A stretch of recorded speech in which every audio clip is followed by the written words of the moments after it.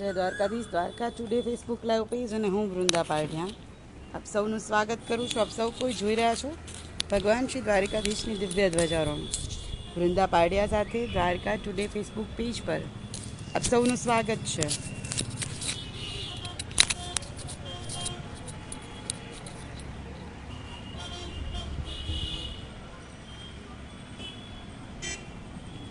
સૌથી પહેલી કોમેન્ટ જીતુભાઈ પટેલ જય દ્વારકાધીશ. પાયલ શ્રુતિ જય દ્વારકાધીશ.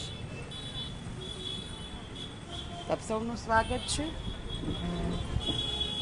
આપ જોઈ રહ્યા છો ભગવાન શ્રી દ્વારકાધીશ દિવ્ય ધ્વજારોહણ. તેજસ પટેલ, રમેશ રબારી જય દ્વારકાધીશ.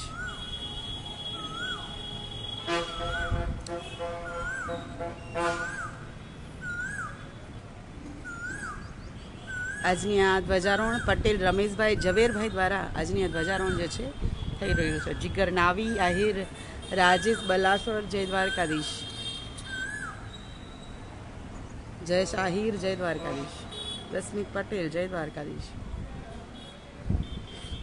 આપ સૌનું સ્વાગત છે. સોરી, એક ટ્રાયપોડમાં થોડું મને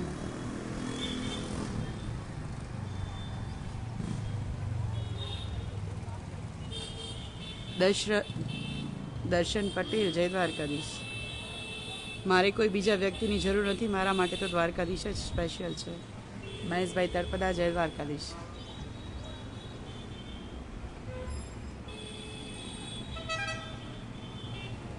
તો શરૂઆત કરીએ ભગવાન શ્રી દ્વારકાધીશની દિવ્ય ધ્વજારોહણ. રાજેશભાઈ સોઢા જય દ્વારકાધીશ.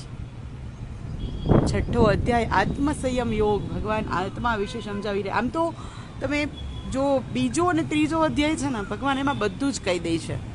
પણ બીજો અને ત્રીજો અધ્યાય એટલો ગહન છે, એટલી ઉપરની વાતો છે કે એ અર્જુન ન્યાય નથી કરી શકતો. અર્જુન પ્રોપર એને સમજી નથી શકતો. એટલે ભગવાનને એવું થાય છે કે હજી અર્જુન મારે જે કહેવું છે, જે સમજાવવું છે, હજી થોડીક સૂક્ષ્મ વાતો સાથે સમજાવવું પડશે. એટલે બાકીના અધ્યાયમાં ભગવાન ડિટેલ સાથે જે છે સમજાવે છે. બીજા અને ત્રીજા જ અધ્યાયમાં ભગવાને યોગ વિશે વાત કરી દીધી. ચોથા અધ્યાયની અંદર શ્લોક પણ આવ્યો હતો, પરિપેક્ષ્ય પ્રણિપાતેન અને પરિગ્રહ, કોઈ પણ જાતનો આગ્રહ છોડી દેવો. પ્રણિપાત એટલે સાષ્ટાંગ દંડવત જેવી સમર્પણની ભાવના આવી જાય તો આપણે યોગ કરી શકીએ. હવે ભગવાન ડિટેલમાં સમજાવે છે કે આ બધી ભાવનાઓ ઉત્પન્ન કેમ થાય. અર્જુનને શીખવા માગે છે, અર્જુનને કર્મયોગી બનાવવા માટે છે. અને એટલા માટે જ આજે છઠ્ઠા અધ્યાયમાં આપણે 19મા શ્લોક પર પહોંચ્યા છીએ. અને 19મા શ્લોકમાં ભગવાન કહી રહ્યા છે, યથા દીપો નિવાસ્તો નેંગંતે શોપમા સ્મૃતા યોગીનો યત ચિત્તસ્યુ સંયુજતો યોગ આત્મવાન. હવે યોગ જે છે એ આત્માની ક્રિયા છે. મન અને આત્માને સ્થિર કરવાની ક્રિયા છે. શરીરને તો ઓફકોર્સ તમારે સ્થિર કરવાનું જ છે સમાધિ અવસ્થાની અંદર. પણ સૌથી વધારે અઘરું છે, હું કહું છું કે મન અને ચિત્તને શાંત કરવું અઘરું છે. કારણ કે મન અને ચિત્તને ચંચળ કહેવાયા છે. કે મન અને ચિત્ત જે છે એ ચંચળ છે. એ એક જગ્યાએ શાંતિથી બેસે જ નહીં. એક જગ્યાએ શાંતિથી બેસે તો તમે એનો અનુભવ કરી શકો.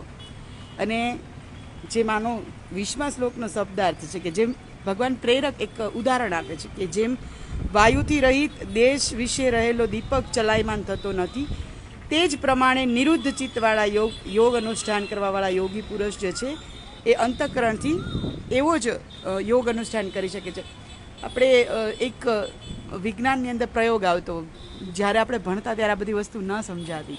પણ હવે એ પ્રયોગને જ્યારે હું પાછળથી યાદ કરું છું, જેમ કે મેં પેલો દાંતિયાવાળો કીધો હતો, પછી એક બિલોડી કાચવાળો કીધો હતો, એવી જ રીતે એક નાનો હતો ત્યારે પ્રયોગ આવતો કે એક મીણબત્તી જે છે એને ઉપર એક ગ્લાસ રાખી દેવામાં આવે તો જે ગ્લાસ હોય ને, ગ્લાસની અંદર જેટલી હવા હોય ને, એ હવાથી તમે જોશો ને કે જ્યોત એકદમ સીધી જ્યોત જે છે ઉપરની તરફ જલતી તમને દેખાશે.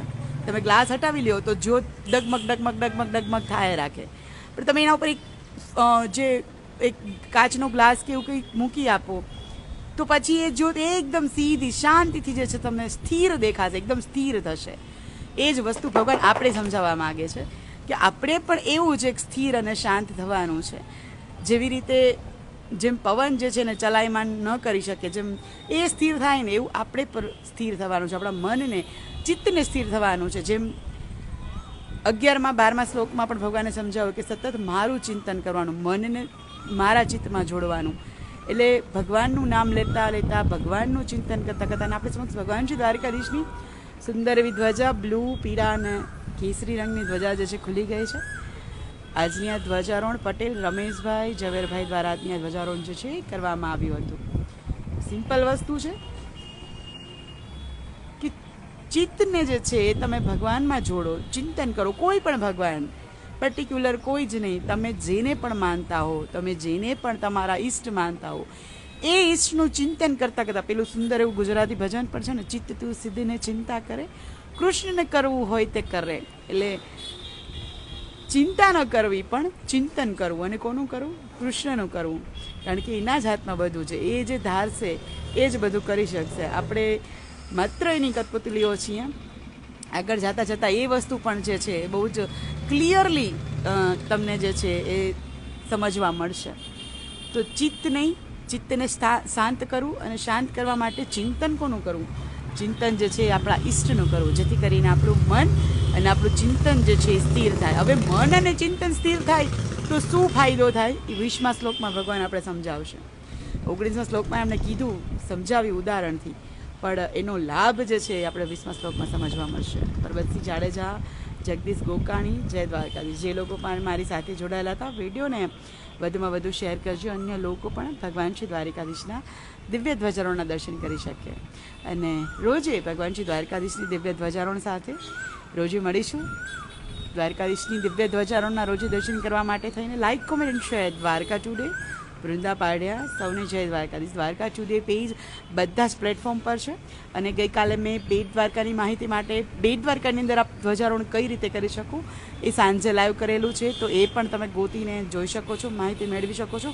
ઘણા લોકો ઈચ્છુક હોય છે કે ભાઈ દ્વારકાધીશના દર્શન કરવા છે, ધ્વજારોહણ કરવી છે, પણ દ્વારકાની અંદર ઘણો બધો રસ છે, ઘણા બધા લોકો જે છે નથી ચડાવી શકતા. તો આપ બેટ દ્વારકાનો સંપર્ક કરી અને ત્યાં ધ્વજા ચડાવી શકો છો. એ માટે થઈને મેં ગઈકાલે લાઈવ કરેલું છે. આશા છે તમને મદદરૂપ થશે. આવતીકાલે ફરીથી મળીશ. સૌને વૃંદા પાઢ્યા, સૌને જય દ્વારકાધીશ.